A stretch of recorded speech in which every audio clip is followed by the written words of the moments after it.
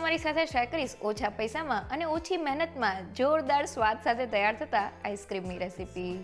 તો આ આઈસ્ક્રીમ બજાર જેવો એકદમ સોફ્ટ અને ક્રીમી તૈયાર થશે.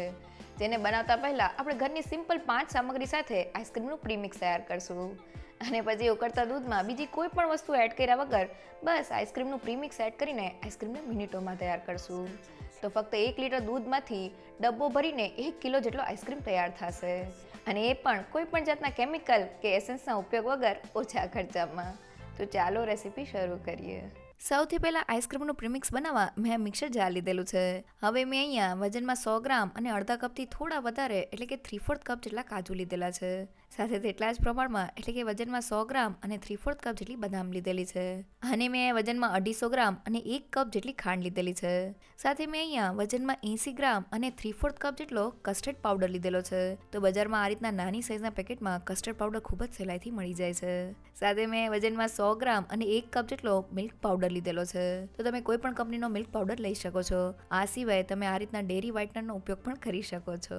અને હવે બધી જ વસ્તુને ગ્રાઇન્ડ કરી લઈએ. તો બધી વસ્તુ ગ્રાઇન્ડ થઈને ફક્ત 1 જ મિનિટમાં આ રીતના ફાઇન પાવડર સાથે આપણું આઈસ્ક્રીમનું પ્રીમિક્સ તૈયાર થઈ ગયું છે. અને તૈયાર કરેલા પ્રીમિક્સને મેં ડબ્બામાં ભરી દીધેલું છે. હવે તેનું ઢાંકણ બંધ કરી દઈએ. તો દૂધમાં ફક્ત આ પ્રીમિક્સ એડ કરીને તમને જ્યારે મન થાય ત્યારે તમે આઈસ્ક્રીમને બનાવી શકો છો. તો ડબ્બો ભરીને અને વજનમાં 600 ગ્રામ જેટલું આઈસ્ક્રીમનું પ્રીમિક્સ તૈયાર થયું છે. આ પ્રીમિક્સને તમે કોઈ પણ એરટાઇટ કન્ટેનરમાં ભરીને રેફ્રિજરેટરમાં 1 વર્ષ સુધી સ્ટોર કરી શકો છો. અને તમારે અડધા લીટર દૂધ સાથે જ્યારે આઈસ્ક્રીમ બનાવવો હોય ત્યારે અડધા કપ જેટલો પ્રીમિક્સ એડ કરીને તમે 11 થી 12 વાર આઈસ્ક્રીમ બનાવી શકો છો. અહીંયા આઈસ્ક્રીમના પ્રીમિક્સમાં મેં કસ્ટર્ડ પાવડર એડ કરેલો છે. કસ્ટર્ડ પાવડરને લીધે આઈસ્ક્રીમના બેઝને એક થિકનેસ અને ક્રીમીનેસ મળશે. જ્યારે મિલ્ક પાવડર દૂધમાં રહેલા પાણીને એબ્ઝોર્બ કરીને આઈસ્ક્રીમને ક્રીમી ટેક્સચર આપશે. જ્યારે કાજુ બદામ સાથે આઈસ્ક્રીમનો સ્વાદ એકદમ વધી જશે. ઉકળતા દૂધમાં તમે આઈસ્ક્રીમ પ્રીમિક્સને એડ કરીને ફક્ત 8 થી 10 મિનિટમાં આઈસ્ક્રીમના બેઝને તૈયાર કરી શકશો. હવે આઈસ્ક્રીમનો બેઝ બનાવવા પેનમાં 1 લીટર જેટલું દૂધ એડ કરી દઈએ. હવે દૂધને ગરમ કરતા પહેલાં તેમાંથી 3 થી 4 ચમચા જેટલું દૂધ બાઉલમાં કાઢી લઈએ. હવે શરૂઆતમાં ગેસની ફ્લેમ હાઈ રાખીને દૂધમાં એક ઉભરો આવવા દઈએ. તો લગભગ 2 મિનિટમાં દૂધ એકદમ સારી રીતે ગરમ થઈને આ રીતના ઉભરો આવી ગયો છે. તો ગેસની ફ્લેમ મીડિયમ કરીને દૂધને 5 મિનિટ માટે ઉકાળી લઈએ. હવે આઈસ્ક્રીમના એકદમ સરસ કલર માટે મેં અહીંયા થોડા કેસરને ગરમ દૂધમાં પલાળી દીધેલું હતું. તમે તેની જગ્યાએ યલો ફૂડ કલરનો ઉપયોગ પણ કરી શકો છો. હવે તેને દૂધમાં એડ કરી દઈએ અને સારી રીતે મિક્સ કરી લઈએ. તો આઈસ્ક્રીમ બનાવવા માટે તમે ઘરે આવતા કોઈ પણ ફેટનું દૂધ લઈ શકો છો. કારણ કે જે પ્રીમિક્સ સાથે આપણે આઈસ્ક્રીમ બનાવશું તે 100% સોફ્ટ અને બજાર જેવો જ તૈયાર થશે. અને દૂધને ઉકાળતી વખતે આપણે કડાઈની સાઈડ્સમાં રહેલી મલાઈને દૂધમાં એડ કરતું જવાનું છે. તો લગભગ 5 થી 7 મિનિટ જેવું થઈ ગયું છે અને દૂધ ઉકળીને પહેલાં કરતાં થોડું ઘટ લાગે છે. હવે મેં 1 કપ અને વજનમાં 100 ગ્રામ જેટલું આઈસ્ક્રીમનું પ્રીમિક્સ લીધેલું છે. તેને કાઢેલા ઠંડા દૂધમાં એડ કરી દઈએ અને સારી રીતે મિક્સ કરી લઈએ. તો પ્રીમિક્સને આપણે ક્યારેય ગરમ દૂધમાં એડ નથી કરવાનું. ઠંડા દૂધ સાથે તે એકદમ સારી રીતે ભળી જશે અને આ રીતનું ગાંઠા વગરનું સ્મૂથ મિક્સર તૈયાર થઈ જશે. તો હવે તૈયાર થયેલા પ્રીમિક્સને દૂધમાં એડ કરી દઈએ અને સારી રીતે મિક્સ કરી લઈએ. તો પ્રીમિક્સ એડ કર્યા પછી આપણું દૂધ ફટાફટ ઘટ થઈ જશે. આ સમયે આપણે એ વાતનું ખાસ ધ્યાન રાખવાનું છે કે આપણે દૂધને સતત હલાવતા રહેવાનું છે. જે રીતે પેનના તળિયે ચોટે નહીં. તો લગભગ 3 થી 4 મિનિટ જેવું થઈ ગયું છે અને તમે જોઈ શકો છો કે આપણું દૂધ એકદમ ઘટ થઈ ગયું છે. દૂધમાં આ રીતના બબલ્સ થાય છે અને ચમચાના પાછળના ભાગને તે આ રીતના કોટ કરી લે છે. હજી મિક્સર ઠંડુ થશે તેમ વધુ ઘટ થશે. તો ગેસની ફ્લેમ બંધ કરી દઈએ. તો ફક્ત 10 જ મિનિટમાં આપણો આઈસ્ક્રીમનો બેઝ તૈયાર થઈ ગયો છે. તૈયાર થયેલા આ બેઝ સાથે 1 કિલો જેટલો આઈસ્ક્રીમ તૈયાર થશે. 1 લીટર દૂધ સાથે 100 ગ્રામ અને ફક્ત 1 કપ જેટલા આઈસ્ક્રીમના પ્રીમિક્સનું માપ એકદમ પરફેક્ટ છે. સાથે પ્રીમિક્સને ઉકળતા દૂધમાં એડ કર્યા પછી આપણે દૂધને ફક્ત 3 થી 4 મિનિટ માટે જ કૂક કરવાનું છે. જેથી તે થોડી જ વારમાં ઘટ થઈ જશે. અને પછી તૈયાર થયેલા આઈસ્ક્રીમના બેઝને ગેસ ઉપરથી ઉતારીને આપણે થોડી વાર માટે હલાવી લેવાનું છે. જેથી તેની ઉપર તળ ન જામે અને તેનું એકદમ સ્મૂથ ટેક્સચર તૈયાર થાય. તો પંખા નીચે લગભગ 15 થી 20 મિનિટમાં આપણો આઈસ્ક્રીમનો બેઝ ઠંડો થઈ ગયો છે. તૈયાર થયેલો બેઝ પહેલાં કરતાં થોડો ઘટ લાગે છે અને ચમચાના પાછળના ભાગને આ રીતનું કોટ કરી લે છે. જે આઈસ્ક્રીમ માટે એકદમ પરફેક્ટ છે. હવે મેં પ્લાસ્ટિક કન્ટેનર લીધેલું છે. તેમાં તૈયાર કરેલા બેઝને એડ કરી દઈએ. તો એકદમ ક્રીમી કન્સિસ્ટન્સી સાથે આપણો આઈસ્ક્રીમનો બેઝ તૈયાર થયો છે. હવે ઢાંકણને બંધ કરી દઈએ અને તૈયાર થયેલા બેઝને આપણે રેફ્રિજરેટરમાં ફક્ત 2 થી 3 કલાક માટે રાખીને થોડો કઠણ કરી લેવાનો છે.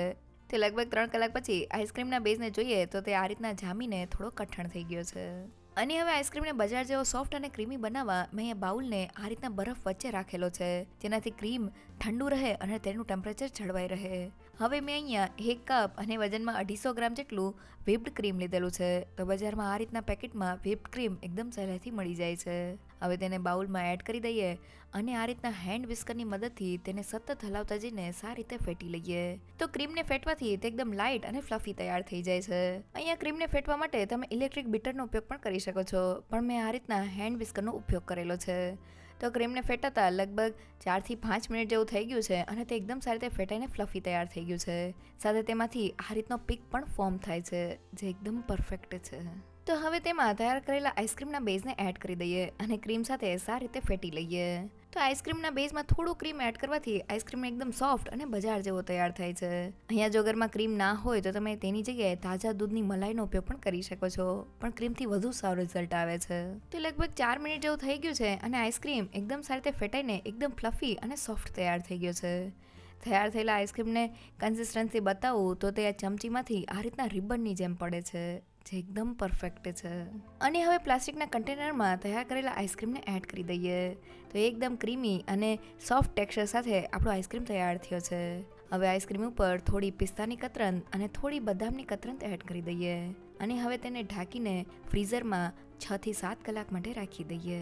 તો લગભગ 6 થી 7 કલાક જેવું થઈ ગયું છે અને આઈસ્ક્રીમને ખોલીને જોઈએ તો તે એકદમ સારી રીતે સેટ થઈ ગયો છે.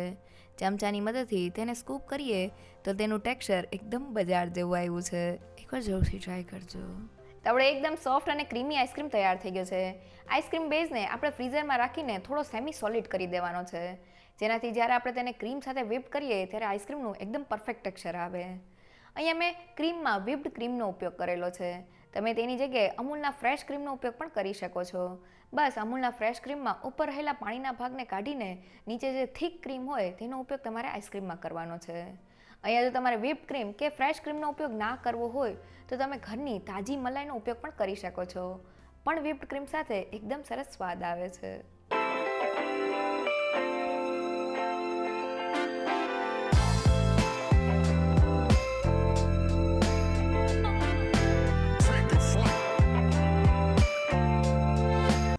ઓછા ખર્ચામાં બજાર જેવો તૈયાર થતો ક્રીમી આઈસ્ક્રીમ એકવાર ચોક્કસથી ટ્રાય કરવા જેવો છે. આઈસ્ક્રીમ બનાવતી વખતે બસ તમારે અમુક વાતનું ધ્યાન રાખવાનું છે. પહેલી એ કે તમારે આઈસ્ક્રીમનું પ્રીમિક્સ તૈયાર કરવાનું છે, જેમાં કસ્ટર્ડ પાવડરને લીધે આઈસ્ક્રીમને એક થિકનેસ મળશે, જ્યારે મિલ્ક પાવડરને લીધે આઈસ્ક્રીમનું ક્રીમી ટેક્સચર આવશે અને કાજુ બદામને લીધે આઈસ્ક્રીમનો સ્વાદ એકદમ સરસ આવશે. સાથે 1 લીટર દૂધમાં 1 કપ અને વજનમાં 100 ગ્રામ જેટલું આઈસ્ક્રીમનું પ્રીમિક્સનું માપ એકદમ પરફેક્ટ છે. અને પ્રીમિક્સ એડ કર્યા પછી આઈસ્ક્રીમના બેઝ ફક્ત 3 થી 4 મિનિટમાં જ કૂક થઈ જશે. અને પછી તૈયાર થયેલા આઈસ્ક્રીમના બેઝને ક્રીમ સાથે ફેટવાથી આઈસ્ક્રીમ એકદમ ક્રીમી અને બજાર જેવો તૈયાર થઈ જશે. જો તમને મારી આજની રેસીપી ગમી હોય તો મને કમેન્ટ સેક્શનમાં જરૂરથી કહેજો. સાથે મારા વિડીયોને લાઇક અને ફ્રેન્ડ્સ અને ફેમિલીમાં શેર કરજો અને મારી ચેનલને સબસ્ક્રાઈબ કરવાનું ના ભૂલશો. તો ફરી મળીએ એક નવી રેસીપી સાથે.